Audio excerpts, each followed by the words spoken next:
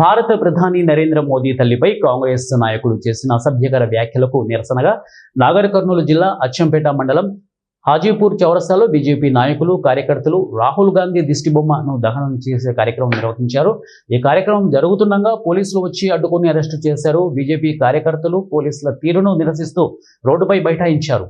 కాంగ్రెస్ నాయకులు చేసిన వ్యాఖ్యలు దేశంలో మహిళలకు గౌరవం లేకుండా చేస్తున్నారని, దేశానికి అవినీతి రహిత పాలన, అభివృద్ధి, పేద ప్రజలకు సంక్షేమ పథకాలు అందిస్తున్న నరేంద్ర మోదీని ఎదుర్కోలేక రాజకీయాలకు ఎలాంటి సంబంధం లేని ప్రధాని తల్లిపై అసభ్యకర వ్యాఖ్యలు చేయడం సరైంది కాదని కాంగ్రెస్ పార్టీ నాయకులను బీజేపీ కార్యకర్తలు తీవ్రంగా హెచ్చరించారు.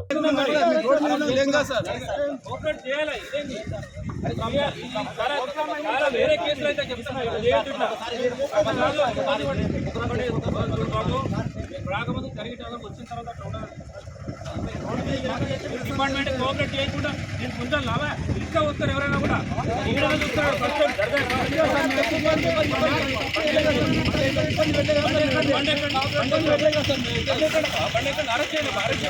అరెస్ట్